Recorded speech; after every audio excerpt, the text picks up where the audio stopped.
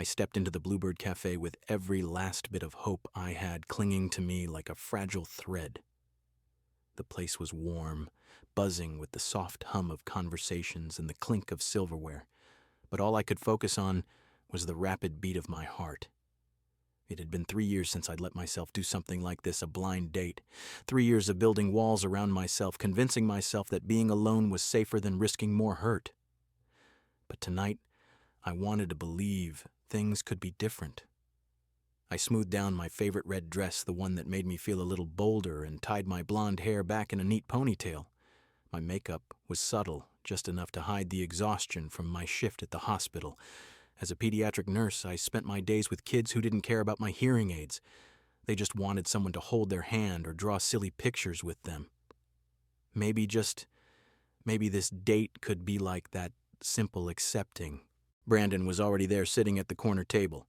He looked polished in his white shirt, like the kind of guy who'd have his life together. I waved as I approached, and he stood up with a smile that seemed genuine at first.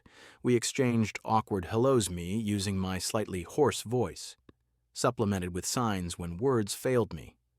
I'd mentioned my hearing loss in my profile, moderate to severe, managed with aids, but I always worried it might catch people off guard.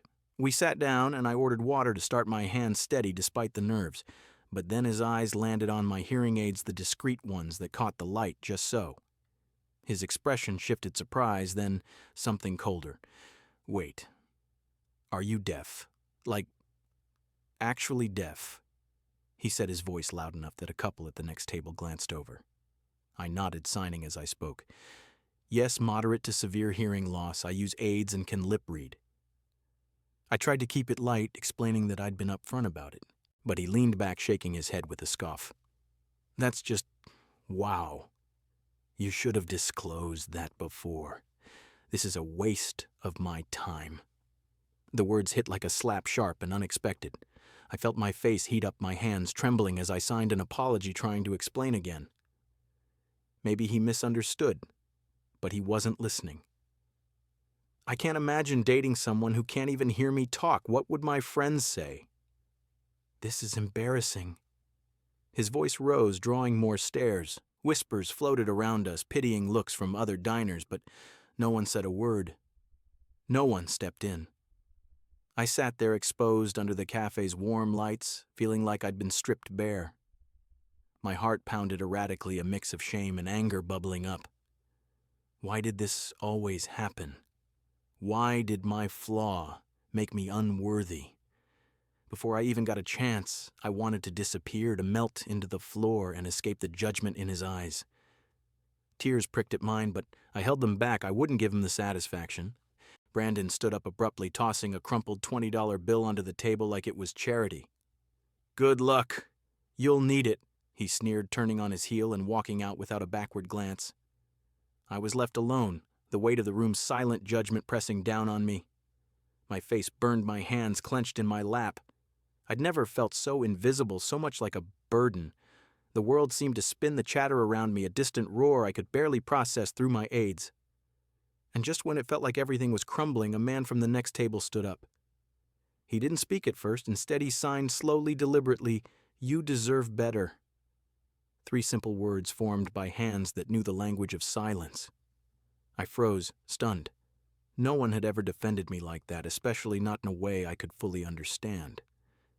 In that moment, amid the storm of humiliation, it felt like someone had handed me an umbrella. My heart, locked away for so long, cracked open, just a sliver enough for a ray of light to slip through. As the man signed those 3 words, "You deserve better," I sat there frozen in my chair, the cafe's ambient noise fading into a distant blur. It was as if the world had tilted just a fraction, and for the first time in years, I didn't feel like I was falling. But even as that tiny spark of warmth flickered inside me, old wounds rushed back, pulling me under like an undertow. I wasn't a stranger to this kind of pain. It had been my companion for over a decade, shaping me in ways I both resented and relied on. It started when I was 15 back in Burlington, Vermont, where the winters were as unforgiving as the diagnosis that changed everything. I'd come down with a severe case of encephalitis, a brain fever that hit hard and fast. One week I was laughing with friends at school, blasting music in my room, and the next I was in a hospital bed, the world growing quieter by the day. The doctors said the inflammation damaged my auditory nerves permanently. Moderate to severe hearing loss, they called it. I remember waking up to my parents' faces, their mouths moving, but the sounds muffled like I was underwater. My mom cried, signing clumsily with hands she wasn't used to using that way yet. Dad paced, promising we'd fix it, specialist therapies, anything. We tried everything, endless appointments in cold exam rooms, experimental drugs that made me nauseous, even some holistic remedies my grandma swore by like herbal teas and acupuncture. But nothing brought the sounds back fully. The hearing aids helped a constant buzz in my ears that amplified fragments of the world, but they couldn't restore what was lost. School became a nightmare. My friends started whispering behind my back, not realizing I could still catch snippets or read their lips from across the room. Teachers moved me to the back row with a special desk labeled Needs Assistance, as if I was a project instead of a person. The pitying stares stung more than the isolation. I learned to lip read out of necessity, practicing in front of mirrors until my eyes ached. And I dove into American Sign Language classes at the community center, where for the first time I met others like me, people who communicated with their hands, their expressions, their whole bodies.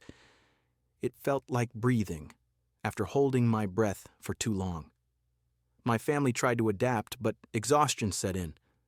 Mom and Dad were middle-class folks, Dad a mechanic, Mom a teacher, and they poured everything into fixing me at first. But as the failures piled up, they started treating me like fragile glass. Conversations at dinner turned into careful enunciations with them facing me, directly speaking. Slowly, like I was a child, my older sister drifted away, embarrassed to bring friends home when I'd sign instead of speak. "It's just hard serene," she'd say, avoiding my eyes. Gradually, I became the shadow in my own home present, but not fully there. I stopped asking for help, stopped sharing my frustrations. I built walls, telling myself it was easier that way. College was my escape. I got a full scholarship to the University of Vermont for nursing, focusing on pediatrics because kids didn't judge. They didn't care if I couldn't hear their whispers, they just wanted comfort. I graduated top of my class, landing a job at the local children's hospital. There, in the brightly lit wards filled with beeping monitors I could barely register, I found my purpose. As a pediatric nurse, I didn't need perfect hearing to hold a tiny hand during an IV insertion or draw elephants on scrap paper to distract a scared toddler. I specialized in working with deaf or hard of hearing kids, using ASL to bridge the gap that others couldn't. Play with me. They'd sign their little fingers, fumbling but earnest, and I'd sign back, always. In those moments, I felt whole, not deficient, not broken. The kids really saw me without the filter of pity. But outside the hospital, the world was harsher. Relationships, they were landmines. I dated a guy for 2 years in my early 20s, Mark, a graphic designer who seemed understanding at first. We met at a coffee shop. He was patient with my signs, even learned a few basics. Things felt normal, hopeful, until one night over dinner he dropped the bomb. I want a family, a real one, with a wife who can talk to our kids without complications. His words sliced through me, confirming every fear I'd buried. I wasn't enough. Not for a future, not for normalcy. I ended it that night, tears streaming as I packed his things. After that, I swore off dating. Why risk the rejection? Why let someone in only to be reminded of what I lacked? I threw myself into work, into quiet evenings with books and herbal tea, convincing myself solitude was strength. Yet, sitting in that cafe, the stranger's signs echoed in my mind. You deserve better. His eyes held no pity, no hesitation, just genuine kindness. For the first time in so long, I didn't feel like a burden. I felt seen. And as I gathered my things to leave, a part of me wondered if maybe I could let that sliver of light grow. If I could risk opening my heart again, not despite my silence, but because of the strength it had forged in me.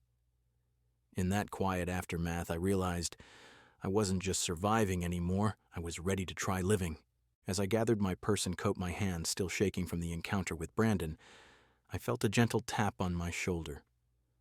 I turned expecting maybe a waiter or another pitying glance from a stranger. Instead, it was him, the man who'd signed those life-altering words. He stood there tall and unassuming in a simple button-down shirt, his dark hair slightly tousled as if he'd run a hand through it in frustration. Moments ago, beside him was a little girl no more than 6, with bouncy brown curls tied in pigtails and wide eyes that sparkled with curiosity. She clutched a coloring book to her chest like a shield. "Excuse me," he said, his voice deep and steady, but he signed along with it, making sure I could follow. "I didn't mean to intrude, but would you mind joining us for a moment?" His signs were deliberate, not perfect, but practiced like someone who'd learned out of necessity rather than choice. I hesitated, my instincts screaming to flee, to hide away from any more vulnerability tonight. But the girl's eyes locked onto mine, and she tilted her head, signing slowly. "You're very pretty. Do you want to sit with us?" I blinked, stunned. She was signing, fluidly, naturally, as if it were her first language. My heart skipped a beat. This child was like me, or at least she understood the silence I navigated every day. I nodded more out of instinct than decision and followed them back to their booth. The cafe's warmth enveloped me again, but this time it felt less oppressive, more like a blanket than a spotlight. We sat down and he introduced himself first. "I'm Wesley," he signed and spoke, his brown eyes warm and steady. "Wesley Thorne, and this is my daughter, Chloe." Chloe waved enthusiastically, her small hands forming the signs with the exuberance only a child could muster. She pushed her coloring book toward me, flipping to a page of half-finished butterflies. "You can color with me." She signed, her face lighting up as if we'd been friends for years. I managed a small smile, my earlier humiliation fading just a touch in the face of her innocence.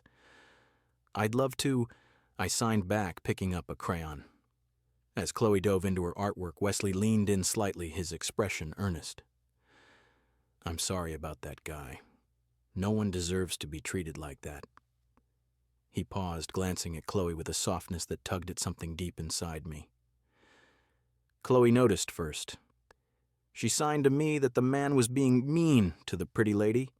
She's deaf too. Congenital from birth. I've been learning ASL ever since. His words, signed and spoken, hit me like a gentle wave. So that's why he knew the language, not out of some random hobby, but for her, for his daughter. I glanced at Chloe, who was now intently shading a wing in purple, oblivious to the weight of the moment. "She's amazing," I signed. "How old is she?" Wesley smiled, a real one that reached his eyes. 6. Going on 16 sometimes. She insists on picking her own outfits and bossing me around the kitchen." He chuckled softly, but there was a shadow there, a flicker of something unspoken. As we talked mostly through signs, with Chloe chiming in about her favorite colors and school friends, the pieces of his story emerged. Wesley was 32, a software engineer working from home most days to be with Chloe. He'd lost his wife 4 years ago in a car accident right after Chloe's 2nd birthday. It was sudden. He signed, his movements slower, more deliberate. One day she was there singing lullabies even though Chloe couldn't hear them, and the next, gone. I had to learn everything parenting alone, ASL classes at night while she slept. It was rough, but Chloe kept me going. She's my world. I nodded, feeling a kinship in our shared losses.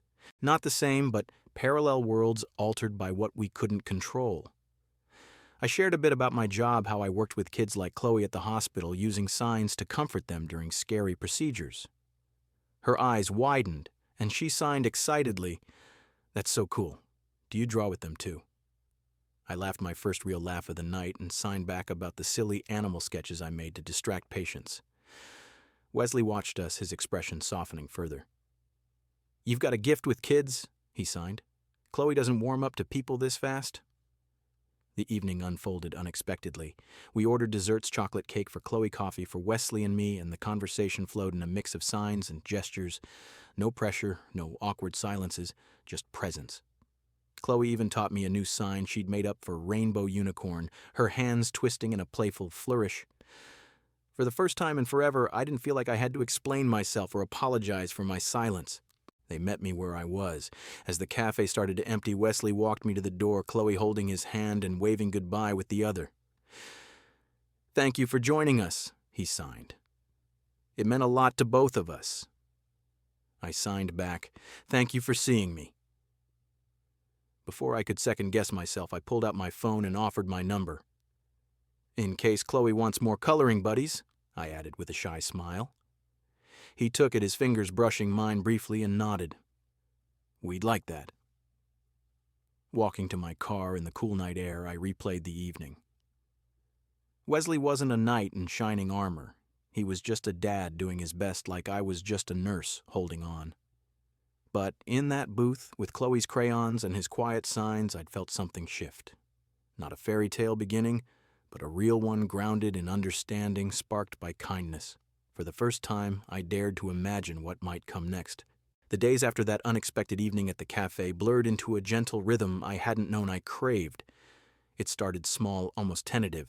A text from Wesley the next morning, a photo of Chloe at breakfast, her face smeared with oatmeal, signing, "Good morning," with a goofy grin. I stared at my phone, my thumb hovering over the reply button. Part of me wanted to delete it, to retreat back into my safe solitude. But another part, the one that had cracked open in the booth with them, urged me forward. I snapped a quick picture of my coffee mug at the hospital break room and sent it back, signing in the caption, "Morning busy day ahead with little patience." His response came almost immediately. "They're lucky to have you." From there, the messages flowed like a quiet stream. Wesley shared snippets of his life, a video of Chloe practicing her signs for school, or a funny meme about parenting fails. I'd reply with glimpses of mine, a drawing a patient had made for me, or a quick note about a tough shift where a kid's smile made it all worth it. It wasn't flirtatious, not really, just easy like breathing. No pressure to explain my world, he already understood parts of it through Chloe. A week later, he suggested meeting at the park near my hospital. "Chloe's been asking about her new coloring friend," he texted. I agreed, my stomach fluttering with nerves I hadn't felt in years. When I arrived, the autumn leaves crunching under my shoes, Chloe spotted me first. She bolted from the swings, her pigtails bouncing, and crashed into me with a hug that nearly knocked me off balance. "You came!" She signed, her eyes wide with joy. In her small hands, she held 2 ice cream cones, one vanilla, one chocolate, dripping slightly in the crisp air. "One for me, one for you," she added, thrusting the chocolate toward me. I laughed, signing back, "Thank you, chocolate's my favorite." We sat on the grass, the sun filtering through the trees, and dove into an impromptu art session. Chloe pulled out sidewalk chalk from her backpack, and we drew swirling patterns, rainbows, animals, silly faces. She taught me her made-up sign for Chimcon Cut, her penguin obsession from a recent zoo trip, her fingers waddling like flippers. Wesley watched from a nearby bench, occasionally signing encouragement or laughing at our creations. "You two are a team," he signed at one point, his smile soft and genuine. Those meetings became our unspoken routine. No grand plans, just stolen moments that fit into our lives. Mornings at a coffee shop before my shift where we'd sip lattes and sign about our days, him venting about a buggy code project, me sharing a heartwarming patient story. Afternoons at the bookstore picking out picture books for Chloe, her tugging at my sleeve to show her favorites. Evenings walking along the lake path after he picked her up from school, the 3 of us bundled against the cooling weather, signing about everything and nothing. There were no declarations of love, no rushed kisses under streetlights. It was presence, pure, uncomplicated. Wesley never pushed. He let me set the pace, respecting the walls I'd built. If I needed space after a long day, he'd understand with a simple, "Take care" text. As the weeks passed, we opened up more. One rainy afternoon in his cozy apartment while Chloe napped on the couch, I shared my past, the encephalitis that stole my hearing, the family who tried but couldn't fully bridge the gap, the ex who saw me as a limitation rather than a partner. He wanted a real family, I signed, my hands trembling slightly. One without complications. Wesley's face darkened with quiet anger, but he signed back steadily. He was wrong. You're more real than anyone I've known. Then he shared his own scars, the accident that took his wife, leaving him to navigate fatherhood alone. I thought I'd never let anyone in again, he admitted. Chloe needs stability, and I was afraid of messing that up.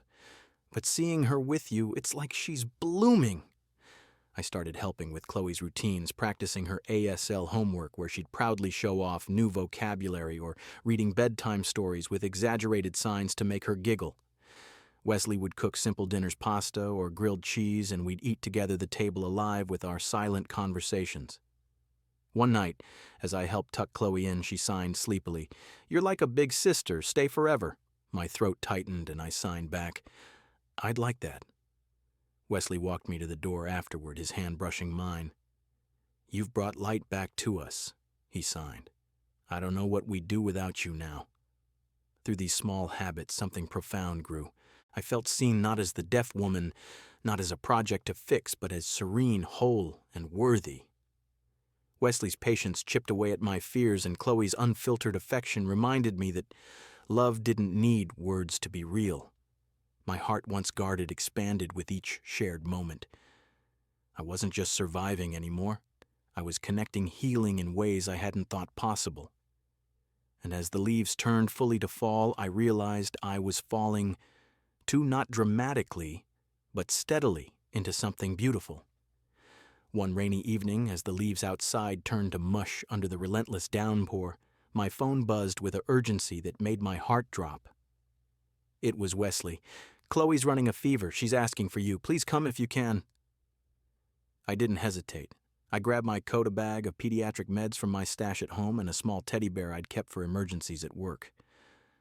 The drive to their apartment felt endless, the wipers slashing across my windshield like frantic signs. All I could think about was Chloe, her bright eyes dimmed by illness, her small hands that had become so familiar in mine. When Wesley opened the door, his face was etched with worry, hair disheveled from pacing. "Thank you for coming," he signed, leading me straight to her room. Chloe lay in her bed, cheeks flushed, her favorite blanket pulled up to her chin. She looked so tiny, so vulnerable. I knelt beside her, feeling her forehead hot, but not dangerously so. "Hey, sweetie," I signed, gently stroking her hair. "I'm here now. You'll be okay." She managed a weak smile, her fingers forming a sluggish response. "It hurts." I administered some fever reducer, propping her up with pillows and distracting her with the teddy bear signing stories about its adventures in the hospital. As the medicine kicked in, Chloe's eyes grew heavy, but before she drifted off, she reached for my hand and signed something that stopped my breath. "Can you be my second mommy?" Tears sprang to my eyes, instantly hot and unbidden. I squeezed her hand, signing back, "I'd love that more than anything." She nodded contentedly, her eyelids fluttering shut. I stayed there, watching her chest rise and fall, the room filled with the soft patter of rain against the window. Wesley appeared in the doorway, leaning against the frame with a look of profound relief mixed with something deeper. "She's asleep," I signed, standing up quietly. We moved to the living room, the dim lamp casting long shadows. He poured us tea, his hands steady now, and we sat on the couch in companionable silence at first. Then he turned to me, his signs deliberate and emotional. "You've changed both our lives. The way you handle her, the way you make her feel seen. I don't even know how to thank you." I shook my head, my own signs flowing with honesty. "You already did. That first night at the cafe when you told me I deserved better. You saw me when no one else did." In that moment, with the rain as our backdrop, the air between us shifted. He reached out his hand, covering mine, warm and reassuring. We didn't kiss, not yet. Instead, he pulled me into a hug tight and lingering, my head resting against his shoulder. It wasn't dramatic or scripted. It was real, born from shared vulnerabilities and quiet strengths. His arms around me felt like home, like the silence I'd always navigated wasn't a barrier anymore, but a bridge. A month later, on a crisp winter morning, Chloe bounded into the kitchen where Wesley and I were making pancakes. She thrust a drawing into my hands, a colorful crayon sketch of 3 figures holding hands under a rainbow. At the bottom, in her childish scrawl with signed annotations, "Family." My throat tightened as I looked at her beaming face. Wesley knelt beside her, signing, "What do you think, kiddo? Should we make this official?" Chloe nodded vigorously, jumping up and down. That afternoon in the same park where we'd first drawn with chalk, Wesley took my hand amid the bare trees and fresh snow. "Serene," he signed his eyes, locking onto mine. "Will you stay with us, not just as a friend, but as part of our family, marry me?" There were no grand gestures, no ring pulled from a pocket, just him, vulnerable and hopeful. I signed back through happy tears. Yes, 1,000 times yes. Our wedding was small, intimate, held in a cozy chapel in Burlington with close friends and family. Chloe was the flower girl, her dress sprinkled with butterflies tossing petals with glee. As we exchanged vows spoken and signed, I promised to love them both, to be the presents they'd given me. Wesley vowed to see me always, to build a life where silence was strength, not absence. When we kissed, Chloe cheered, her signs flying. Now we're really family. In the months that followed, our life wove together seamlessly. Mornings with Chloe's school routines, evenings filled with signed stories and laughter. I no longer felt like a shadow. I was fully present, chosen every day. Wesley's love healed the parts of me I thought were irreparably broken, not by fixing my hearing, but by embracing all of me. And Chloe, she taught me that family isn't about perfection. It's about showing up, about choosing to stay. For the first time, I knew what it meant to be enough. Not despite my world of silence, but because of the depth it had given me. We weren't a fairy tale. We were real, messy, and beautiful. And in that, I found my healing through understanding, through love that chose to remain.